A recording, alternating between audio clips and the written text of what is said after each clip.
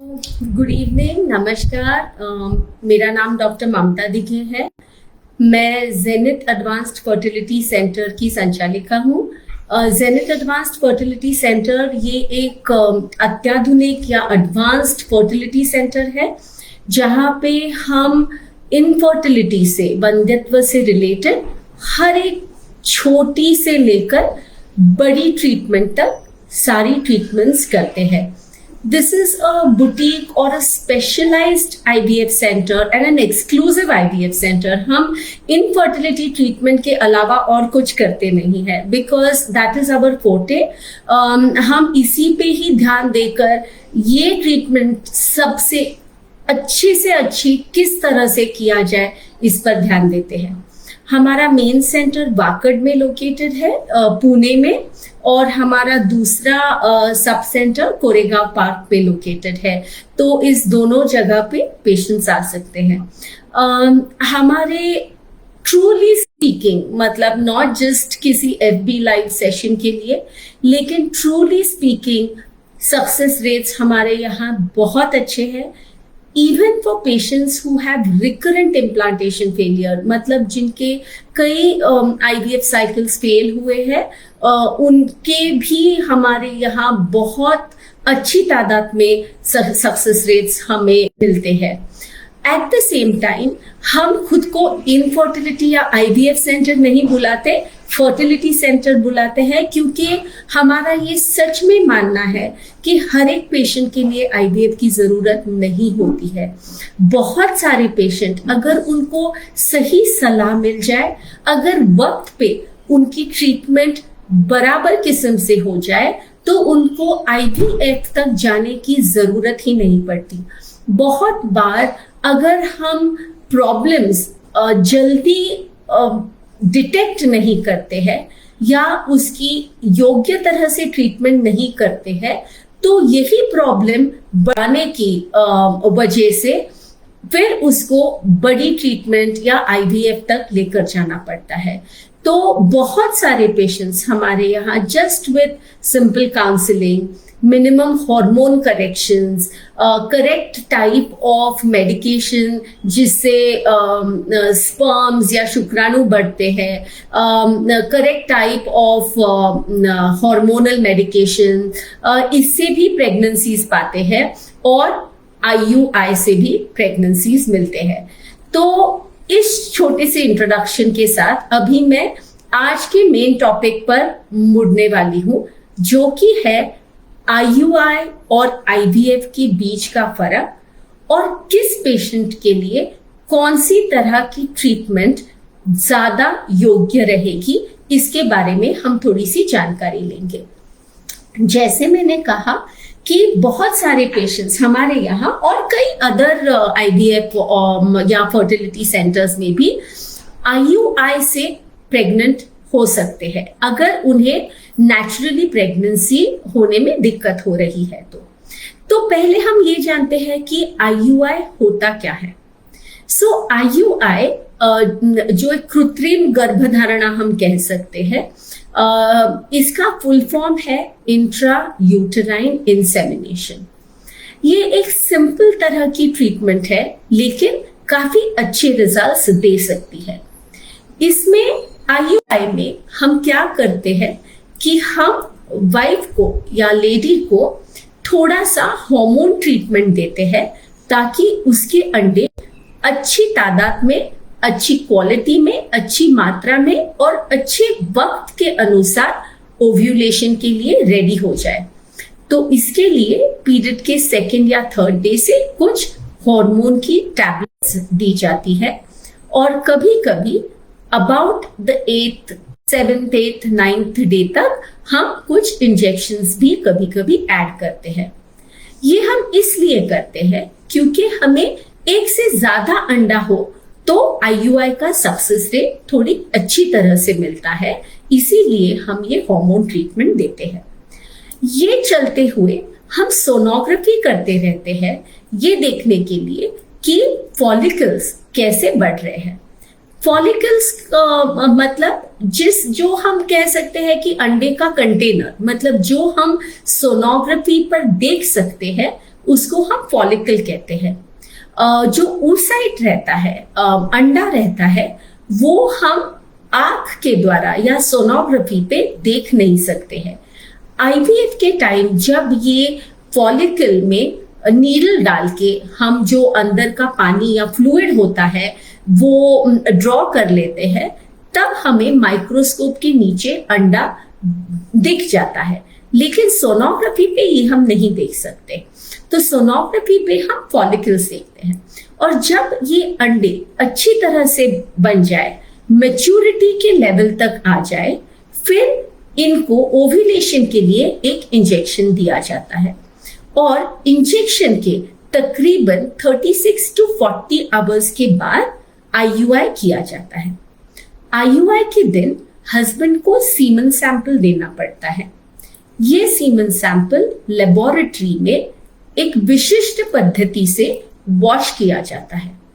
ये वॉश क्यों किया जाता है? क्योंकि सीमन में कुछ ऐसे सब्सटेंसेस रहते हैं जो अगर हम रॉ सीमन सैंपल वैसे ही यूट्रस के अंदर डाल दें तो पेन और यूट्राइन क्रैम्पिंग बहुत ज्यादा रहेगा। इसीलिए रॉ सीमन सैंपल कभी भी यूट्रस के अंदर नहीं डाला जाता। वॉशिंग का ये भी फायदा है कि सब डेड स्पर्म्स, डेब्री निकाली जाती है, और जो अच्छे स्पर्म्स है, जो अच्छे शुक्राणु है, उनको ज्यादा मोटिलिटी और फर्टिलाइजेशन कैपेसिटी मिल जाती है वॉशिंग के बाद, और फिर ये वॉश्ड सीमन सैंपल हम यूट्रस के अंदर डाल देते हैं। इस पूरे ट्रीटमेंट को हम आईयूआई कहते हैं। अगर आपको इतना समझा है आईयूआई के बारे में, और मुझे पता है whoever is going to watch this video is somebody who knows कि ये आईयूआई क्या है। उन्हें कहीं ना कहीं किसी ना किसी ने कहा होगा कि शायद आपको आईयूआई चाहिए या शायद आपको आईवीएफ चाहिए, और अब ये क्वेश्चन मार्क है कि हमारे लिए कौन सी ट्रीटमेंट योग्य है। तो अगर आईयूआई का ये बेसिक आपने समझा है, तो अभी हमें इतना समझ में आया है कि आईयूआई के लिए कुछ चीजें ठीक से फंक्शन होना बहुत जरूरी है। जैसे कि अगर हम स्पर्म्स या शुक्राणु धो के अंदर डालने वाले हैं, वॉश करके यूट्रस के अंदर डालने वाले हैं, तो शुक्राणु अच्छी मात्रा में सीमन सैंपल में होना जरूरी है। अगर ये शुक्राणु बहुत कम मात्रा में सीमन सैंपल में होंगे तो आईयूआई से सक्सेस नहीं मिलेगा। ये जो शुक्राणु हम अंदर डालेंगे, ये शुक्राणु, मैं एक छोटी सी डायग्राम बना देती हूं। ओके, तो जैसे मैंने दिखाया कि इस एक कैथेटर के द्वारा स्पर्म्स यहां पे डाले जाते हैं, ओव्यूलेशन यहां हो रहा है, तो यहां पे जो अंडा फूटेगा वो अंडा इस नली के द्वारा, जिसको हम गर्भ नलिका कहते हैं, इस नली में खींचा जाएगा और नली के द्वारा कर देगा, और स्पर्म्स जो हमने वॉश करके यूट्रस पे डाले हैं, जब इंटरकोर्स होता है तो सीमन सैंपल यहां पे डिपॉजिट हो जाता है वजाइना में। तो वजाइना से लेकर पूरे यूट्रस की लेंथ कवर करके फिर ट्यूब्स में जाना स्पर्म्स को करना पड़ता है इन अ नेचुरल कंसेप्शन। लेकिन जब हम आईयूआई करते हैं तब वॉश सीमन सैंपल हम यहां डाल देते हैं, तो यहां से स्पर्म्स को ट्यूब में जाना आसान पड़ जाता है, और हम बराबर टाइम करके आईयूआई करते हैं ताकि एग्जैक्टली जब ओव्यूलेशन हो रहा हो, तभी जब ये अंडा यहां से ट्यूब में जाएगा तभी ही हम आईयूआई करें, ताकि अंडा और स्पर्म्स मिलने की संभावना बढ़ जाती है। लेकिन अगर ये है तो हमें ये भी समझना है कि दोनों ट्यूब्स या कम से कम एक ट्यूब अच्छी तरह से काम करना और अच्छी तरह से खुली होना बहुत जरूरी है। अगर दोनों ट्यूब खराब हो, उसमें पानी भर गया हो, डिजीज्ड हो, कहीं चिपकी हुई हो, तो आईयूआई से प्रेगनेंसी मिलनी मुश्किल हो जाएगी। तो आईयूआई में दोनों ट्यूब्स या कम से कम एक ट्यूब अच्छी तरह से काम करना बहुत जरूरी है। तीसरी चीज ये है कि अच्छे नंबर्स में स्त्री के पास, औरत के पास अंडे होना जरूरी है। अगर ओवरी में जहां से हमारे अंडे बनते हैं, अगर वहां पे अंडों की मात्रा बहुत कम है या उसकी क्वालिटी बहुत खराब है, तो फिर आईयूआई में प्रेगनेंसी होने का चांस कम हो जाता है। क्योंकि आईयूआई में जब हम अंडे बनाते हैं, तब वो अंडे अंदर के अंदर फूट के फिर ट्यूब में चले जाते हैं। तो ओवरी में जो अंडा बन रहा है, उसकी क्वालिटी असेस करना या उसकी जांच करना, ये हमारे बस में उस टाइम नहीं रहता। तो अगर औरत में क्वांटिटी और क्वालिटी का प्रॉब्लम हो, तो पुअर क्वालिटी के जो अंडे हैं, उससे आईयूआई में प्रेगनेंसी बनने में दिक्कत हो सकती है। तो ये हमारे समझ में आता है कि अगर आईयूआई करना है तो हमारे पास good number of sperms, adequate, मतलब थोड़े कम मात्रा में अगर शुक्राणु हो तो कोई प्रॉब्लम नहीं, लेकिन अगर बहुत कम मात्रा में हो तो यहां डालने के बावजूद उन शुक्राणु या स्पर्म्स को यहां तक पहुंच के उस अंडे को फर्टिलाइज करना बहुत मुश्किल हो जाएगा। तो फर्स्ट है कि अच्छी मात्रा में, एडिक्वेट मात्रा में, आईयूआई के लिए एडिक्वेट मात्रा में स्पर्म्स होने जरूरी है।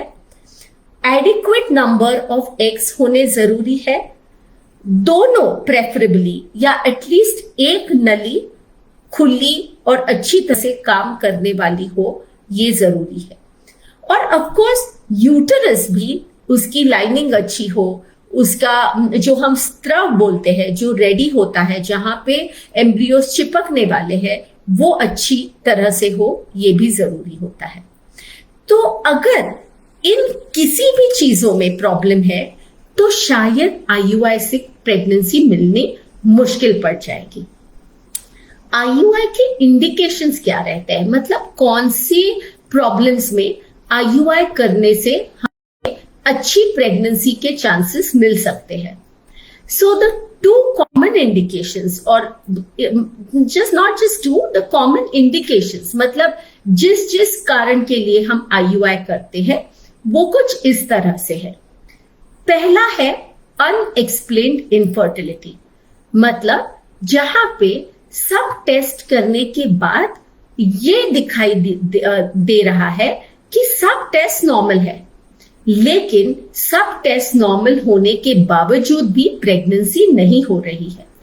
जब मैं कहती हूं कि सब टेस्ट नॉर्मल है, इसका मतलब है कि सीमन एनालिसिस नॉर्मल है, hormone assessment of the woman normal है, और एचएसजी पे जो हम एक्सरे करते हैं ट्यूब्स के लिए, ट्यूब्स नॉर्मल है और सोनोग्राफी नॉर्मल है।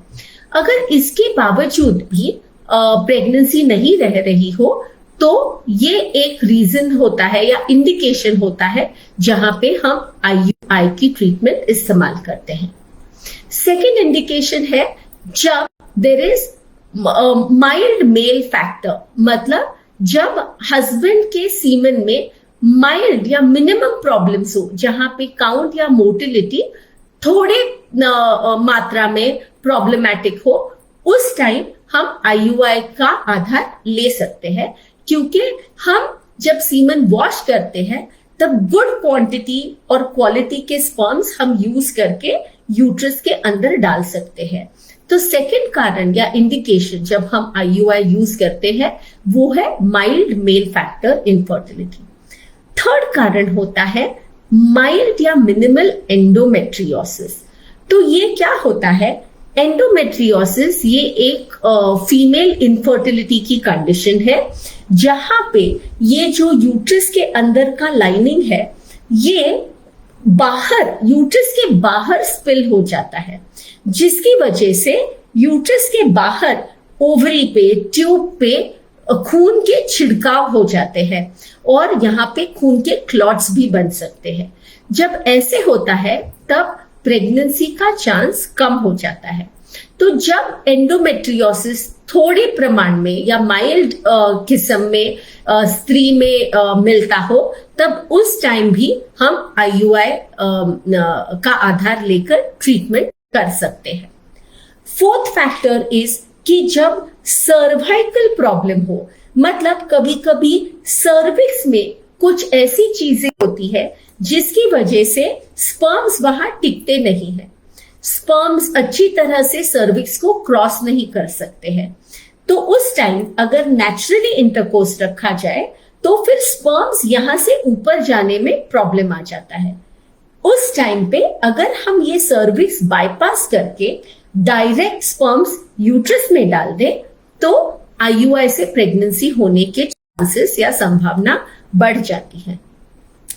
आईयूआई कभी कभी हम पॉलिसिस्टिक ओवरीज में जब एनओव्यूलेटरी, मतलब जब अंडे बढ़ नहीं रहे हो और हम अंडे बढ़ने के लिए ट्रीटमेंट देते हैं, तो उसके साथ भी हम कभी कभी आईयूआई कंबाइन कर लेते हैं। तो these are the main indications. And of course अगर कोई प्रॉब्लम्स हो जहां पे इंटरकोर्स रखना डिफिकल्ट हो या हस्बैंड में इरेक्टाइल डिसफंक्शन हो, उस टाइम पे भी हम आईयूआई की ट्रीटमेंट यूज कर सकते हैं।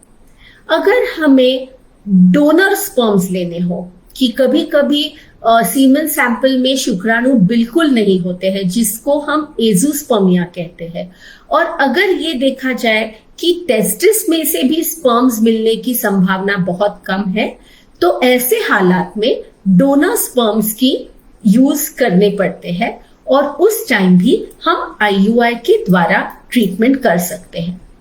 तो अगर आईयूआई करनी हो तो इस किस्म के कुछ फैक्टर्स होने चाहिए, जहां पे अनएक्सप्लेन्ड इनफर्टिलिटी हो, माइल्ड मेल फैक्टर हो, माइल्ड एंडोमेट्रियोसिस हो, सर्वाइकल फैक्टर हो, ट्यूब्स अच्छे हो। इस कंडीशंस में हम आईयूआई कर सकते हैं। आईयूआई के चांसेस कब कम होते हैं?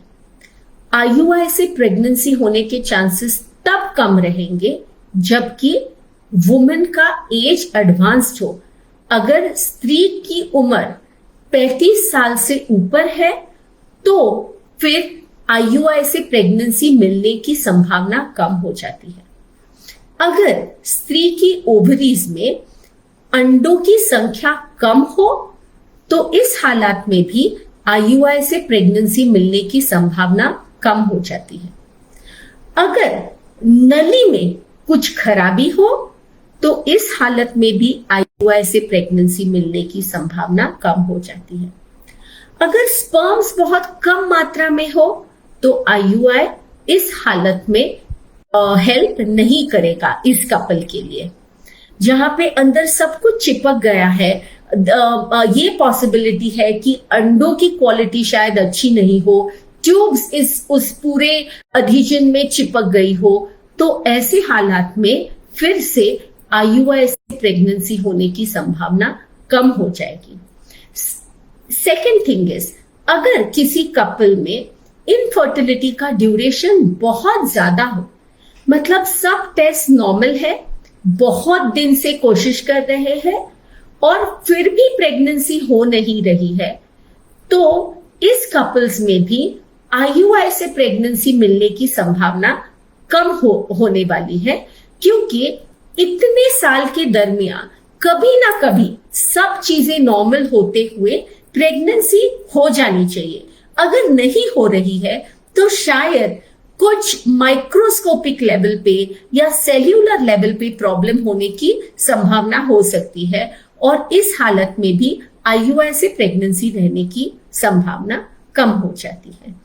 तो व्हेनेवर जब भी हमें आईयूआई या आईवीएफ इस बारे में सोचना हो तो हमें ये मालूम होना चाहिए कि स्त्री की उम्र 35 से कम हो, इनफर्टिलिटी की ड्यूरेशन 3 साल या उससे कम हो, स्त्री की ओवरीज में अंडों की संख्या अच्छी तादाद में हो, एक कम से कम ये एक या प्रेफरेबली दोनों गर्भ नलियां ठीक से काम कर रही हो, हस्बैंड के स्पर्म में स्पर्म काउंट और मोटिलिटी अच्छी तरह से हो या सिर्फ माइल्ड डिरेंजमेंट हो। अगर एंडोमेट्रियोसिस हुआ तो माइल्ड या मिनिमल एंडोमेट्रियोसिस हो। अगर ये कंडीशन सेटिस्फाई हो जाए तो आईयूआई से प्रेगनेंसी मिलने का चांस अच्छा होता है। अगर हम आईवीएफ के बारे में सोचें तो अगर आईवीएफ बेसिकली आईवीएफ की ट्रीटमेंट आईयूआई से एकदम अलग होती है। आईयूआई में हम प्रेगनेंसी होने के लिए हेल्प कर रहे हैं, लेकिन पूरी प्रेगनेंसी की जो प्रक्रिया है वो शरीर के अंदर घट रही है।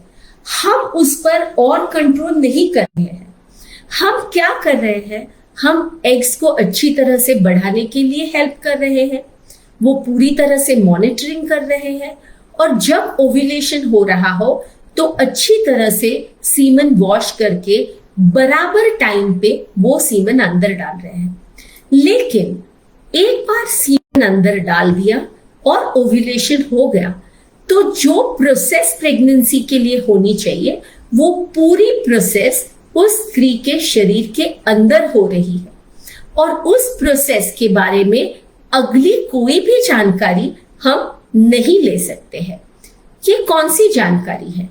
ये है कि जो अंडा, जो फॉलिकल हम देख रहे थे, उसके अंदर की अंडे की क्वालिटी क्या रही होगी, ये अंडा ठीक तरह से नली में जा पाया है या नहीं, स्पर्म्स ठीक तरह से नली में जा पाए हैं या नहीं, स्पर्म ने अंडे को फर्टिलाइज किया है या नहीं, ट्यूब ने उस गर्भ यूट्रस की तरफ, बच्चेदानी की तरफ ठीक से पुश किया है या नहीं, और फिर उस गर्भ की क्वालिटी क्या थी, उसकी इम्प्लांटेशन पोटेंशियल क्या थी, ये कोई भी जानकारी हमारे पास उपलब्ध नहीं होती है, क्योंकि ये पूरी तरह से शरीर के अंदर घटने वाली घटनाएं हैं।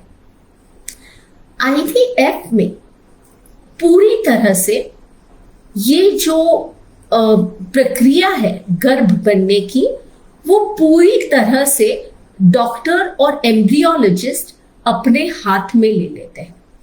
इसका मतलब है कि अंडे तैयार होने के बाद जो भी अगली प्रक्रिया है वो शरीर के अंदर न होते हुए अंडों को शरीर के बाहर निकाला जाता है, और जिस दिन ये अंडा शरीर के बाहर निकलता है उसी दिन हस्बैंड को सीमन सैंपल देना पड़ता है, और वो सीमन सैंपल अच्छी तरह से वॉश करने के बाद जो स्पर्म्स या शुक्राणु मिलते हैं वो शुक्राणु लेकर इन अंडों को फलित किया जाता है। तो ये जो पूरी प्रोसेस है फर्टिलाइजेशन की, ये शरीर के बाहर घट रही है। ये शरीर के बाहर घट रही है, इसकी वजह से इसकी हर एक छोटी छोटी चीज हम ऑब्जर्व कर सकते हैं, क्योंकि ये पूरी तरह से गर्भ लेबोरेटरी में बन रहा है। तो ये गर्भ कैसे डिवाइड हो रहा है, ये इस गर्भ की क्वालिटी क्या है, इस गर्भ की इम्प्लांटेशन पोटेंशियल क्या हो सकती है, गर्भ के बाहर जो कोट रहता है जिसको हम जोना कहते हैं या जोना पेल्यूसिडा कहते हैं, गर्भ को इस कोट को इस कोट में छेद करके बाहर पड़ना होता है, क्योंकि इस छेद के बाहर पड़ने के बाद ही गर्भ यूट्रस के स्त्रव को चिपक सकता है, इम्प्लांटेशन हो सकता है। तो यूट्रस की लाइनिंग में इम्प्लांटेशन होने के लिए इस एम्ब्रियो को उस कोट से बाहर निकलना पड़ता है। सो इस कोट की थिकनेस क्या है, क्या इसमें से बाहर निकलने में इस गर्भ को दिक्कत हो सकती है, ये सब चीजें हम लेबोरेटरी में देख सकते हैं। हम बेस्ट क्वालिटी एम्ब्रियो चूज कर सकते हैं, और फिर वो एम्ब्रियो हम यूट्रस के या बच्चादानी के अंदर फिर से डाल सकते हैं। इस प्रोसेस को हम आईवीएफ कहते हैं। तो आईवीएफ का एडवांटेज ये है कि आपको नंबर ऑफ एग्स कितने मैच्योर है, वो कैसे फर्टिलाइज किए गए हैं, उनके कितने फर्टिलाइज हुए हैं, इनकी क्वालिटी क्या है, ये सब चीजें आप मॉनिटर कर सकते हैं और आप बेस्ट क्वालिटी एम्ब्रियो चूज करके वो गर्भ अंदर डाल सकते हैं। आईवीएफ में बहुत एडवांसमेंट्स में भी है। जैसे मैंने कहा कि अगर गर्भ का कोट बहुत थिक हो तो उस कोट में हम छेद कर सकते हैं, जिसके द्वारा ये गर्भ अच्छी तरह से बाहर आके यूट्रस के लाइनिंग को चिपक सकता है। हम इस गर्भ को 5वें दिन तक लेबोरेटरी में डेवलप कर सकते हैं, जिसको हम ब्लास्टोसिस्ट कहते हैं। तो ये अगर गर्भ ब्लास्टोसिस्ट तक डेवलप हो जाए लेबोरेटरी में और एक अच्छी ग्रेड का ब्लास्टोसिस्ट बन पाए, तो ये ब्लास्टोसिस्ट यूट्रस में चिपकने की संभावना बहुत ही ज्यादा बढ़ जाती है और सक्सेस रेट काफी बढ़ सकता है। सेकेंडली, अगर हमें कोई प्री इम्प्लांटेशन जेनेटिक स्क्रीनिंग करनी हो, मतलब ये गर्भ नॉर्मल है या अबनॉर्मल है ये देखना हो, तो हम आईवीएफ करके जब गर्भ तैयार करते हैं तब इन एम्ब्रियो की जांच भी हम कर सकते हैं। तो ये सारी जो चीजें हैं ये हम आईवीएफ के टाइम कर सकते हैं। लेकिन सिर्फ ये नहीं है, कई कई कारण के लिए आईवीएफ के बगैर प्रेगनेंसी होनी ही मुश्किल होती है। तो वो कौन से कारण है? अगर स्त्री की ओवरी में बहुत कम तादाद में या बहुत कम नंबर्स में अंडे हो तो आईवीएफ से प्रेगनेंसी होने के चांसेस नेचुरली प्रेगनेंसी होने के चांसेस से ज्यादा है। मैं ये बिल्कुल नहीं कह रही हूं कि अंडों की मात्रा अगर कम है तो बिल्कुल नेचुरली प्रेगनेंसी हो नहीं सकती है, ऐसा नहीं है।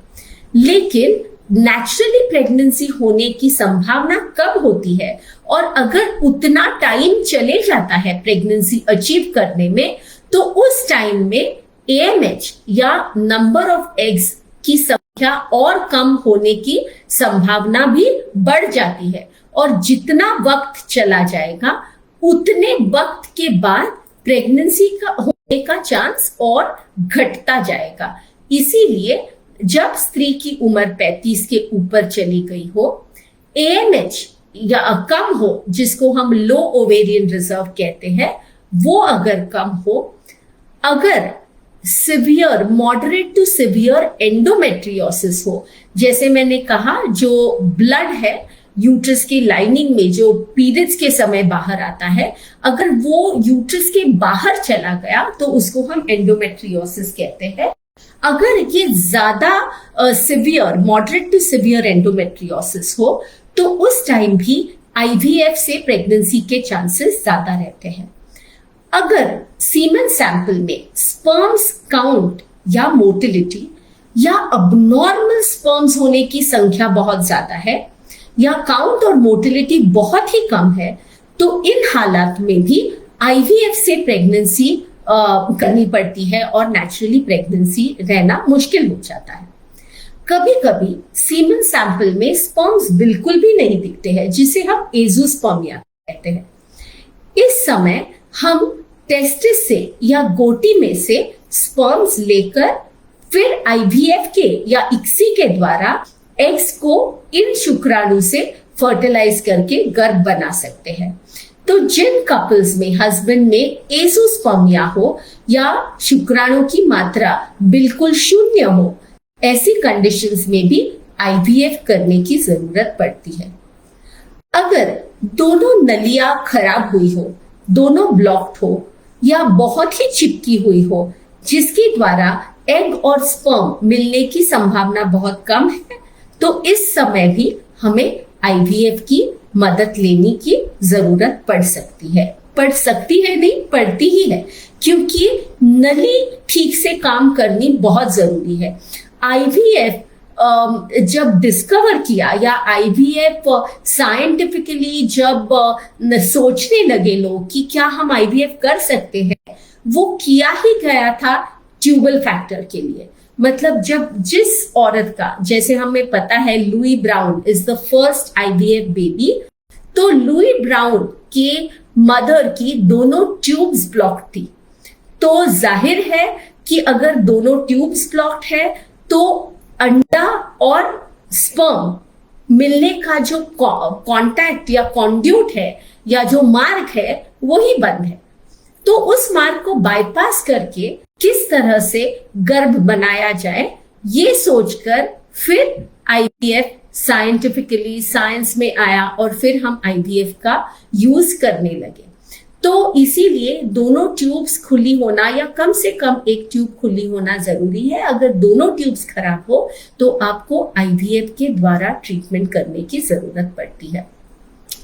अगर लगातार ट्रीटमेंट करने के बावजूद आईयूआई से प्रेगनेंसी नहीं रह रही है तो इस समय भी आईवीएफ की तरफ मुड़ने की जरूरत पड़ती है।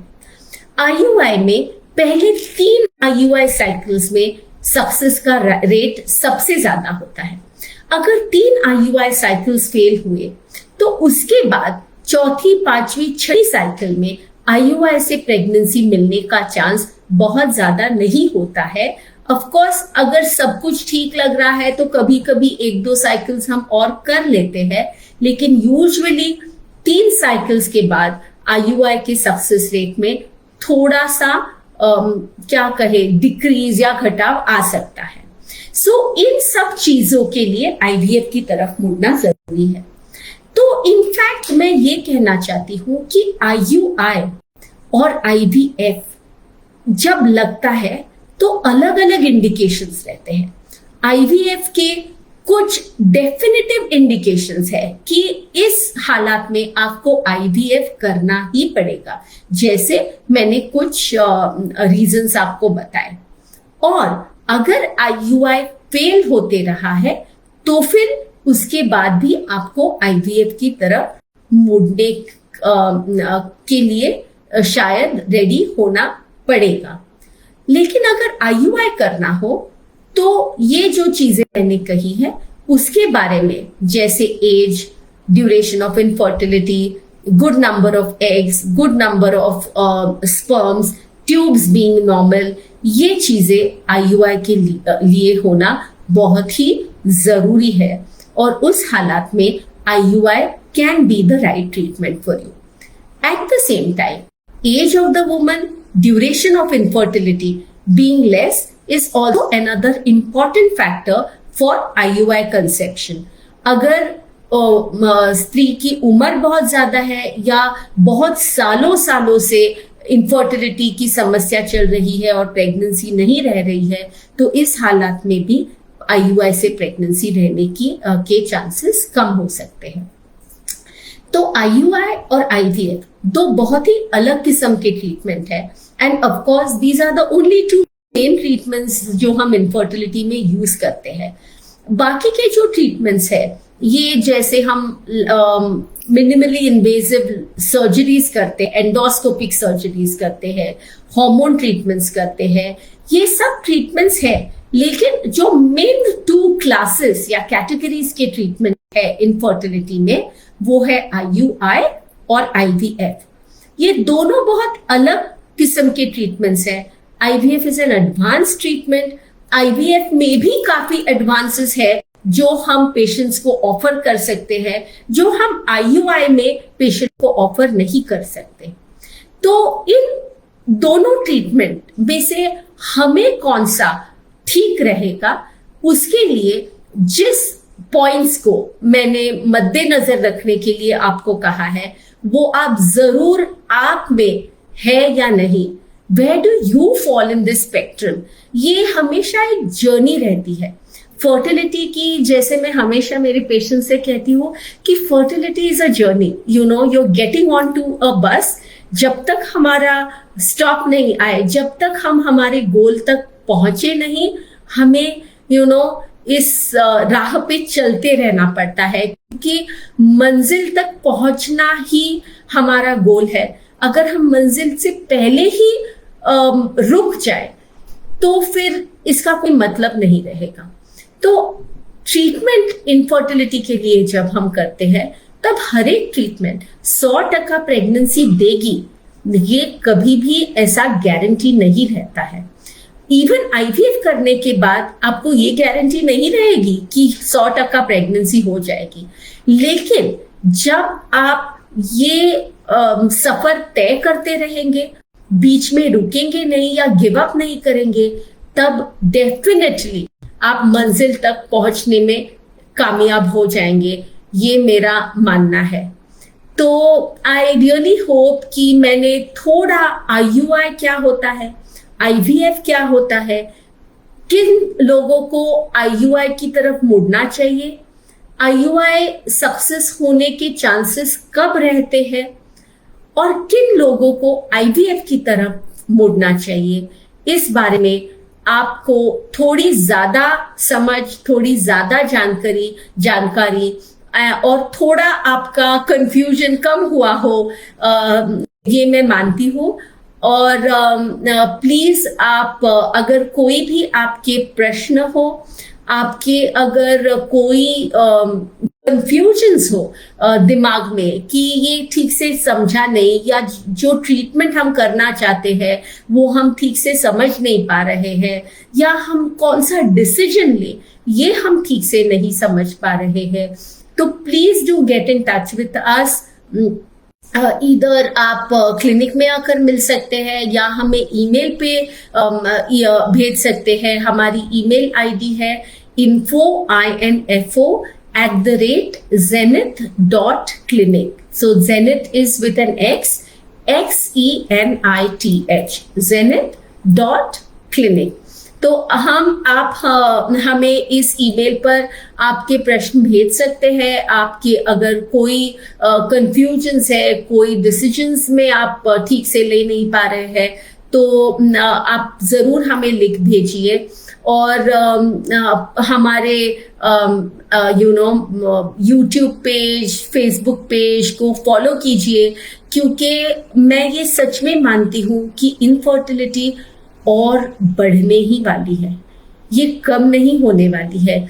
एंड इसके कारण बहुत है, लेकिन इससे जूझने के लिए अवेयरनेस क्रिएट होना बहुत जरूरी है, बहुत जरूरी है। क्योंकि अगर आप अवेयर है तो आप सही तरह से डिसीजन ले पाएंगे, सही समय पे डिसीजन ले पाएंगे, सही जगह पे ट्रीटमेंट ले पाएंगे। और यही सब चीजें अगर आपने ठीक से की तो आपको ये जर्नी की मंजिल बहुत जल्दी हासिल होगी। और अगर यही अवेयरनेस नहीं है तो सालों साल लग जाते हैं समझने में कि क्या बराबर है और क्या बराबर नहीं है, प्रॉब्लम क्या है और वो किस तरह से टैकल किया जाए, यही समझने में सालों साल निकल जाते हैं। तो इसीलिए अवेयरनेस क्रिएट होना, आपको ज्यादा से ज्यादा चीजें मालूम होना और ये सब इंफॉर्मेशन के साथ आपकी जर्नी तय करना, ये सबसे सही बात होगी। एंड आई एम होपिंग कि जेनिथ इस विषय में आपकी हेल्प करता रहेगा। हम आपके लिए कुछ ना कुछ टॉपिक हर महीने लाते हैं। ऑफ कोर्स इस महीने हमने 1 महीने की गैप ली लास्ट महीने किसी वजह से, and we really missed connecting with you people. लेकिन हम हर महीने कोई ना कोई टॉपिक लेके, कोई ना कोई छोटी बात लेके या कोई ना कोई बड़ी बात लेकर आपके सामने जरूर हाजिर हो जाते हैं, ताकि आपको एटलीस्ट इंफॉर्मेशन के लिए कोई प्रॉब्लम ना हो। आई नो कि गूगल पे बहुत इंफॉर्मेशन है, मिलती है, लेकिन इंफॉर्मेशन मिलनी एक बात है, वो असेस करना, वो ठीक से हमारे लिए कैसे अप्लाई हो रही है, ये समझना अलग बात है। और वहीं पे है जहां एक्सपर्ट की हेल्प आपको हेल्प कर सकती है।